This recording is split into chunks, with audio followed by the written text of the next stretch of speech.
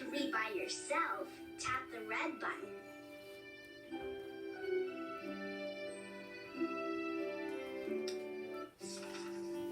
Cars, Radiator Springs road trip. There was excitement in Radiator Springs.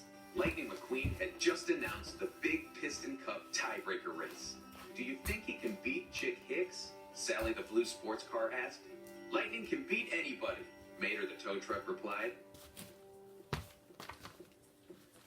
I just wish we could be there to cheer him on, Mater continued. Well, said Doc, the town judge and doctor, I've been thinking about that. Maybe we should head out there. He's still a rookie. He needs us. And so Lightning's friends hit the road, and the road to California was a long one. To keep from getting tired in the hot sun, the cars pulled over at a rest stop. Flo looked around and smiled. I love Radiator Springs, but it sure is nice to take a trip from time to time. After a rest, the cars continued on their way. Mater led the line. When he turned around to check on his friends, he didn't see Guido the forklift. Worried, Mater went to look for him and found Guido down the road a bit. It was hot, and the little forklift had fallen behind. Mater offered to give him a tow. I hope you don't mind looking at where we've been instead of where we're going, he said.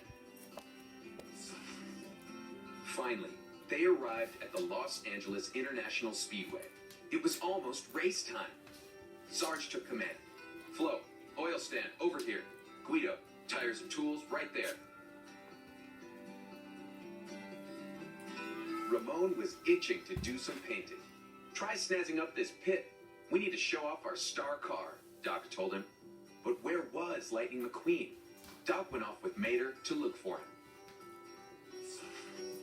There were so many cars around, it wasn't easy to find Lightning. There he is, Mater shouted. Over there. Doc turned to look, but Lightning had disappeared. Mater split off to search on his own. He spotted the tent for Rusty's, Lightning's sponsor, and checked there first. Hey, you're Tow Mater, said an old fan. We've heard about you. How about a free sample, Mater? Said a grinning blue car. It'll take some rust off your bumper. Rust? On me? Where? Mater asked, alarmed. But Flo rushed in and pulled the tow truck away before they could touch him up. Let's see if we can find some decorations for Lightning's pit area, Flo told Mater. Forgetting what he was actually looking for, Mater followed Flo to a truck that was selling cool souvenirs. He picked out some snazzy Lightning McQueen antenna balls. I like those, Flo said. Looks like we're gonna have a ball today, Mater joked. Meanwhile, Doc had driven around to check out the other crews. As he neared Chick Hicks' tent, he heard something, and it wasn't good. I'm winning this time, no matter what I have to do, Chick told his crew. I'm gonna force the king and that smart-aleck rookie off the track, Chick went on. Doc knew he had to warn Lightning that Chick was up to his usual dirty tricks, but he still didn't know where Lightning was. Doc found Mater and told him about Chick's plan. We gotta warn Lightning, yelled Mater. This area is for press only, said a tough-looking SUV guard. No one gets through, and that's final. Doc turned away from the press area sadly. It looked like they'd never find Lightning in time.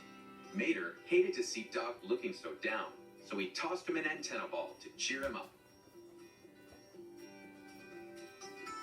Here, Doc, it has Lightning's number. We're part of his team. He needs us, Mater said. Doc grinned. You're right, Mater. Let's get to the pit. And tell Ramon I need a special paint job.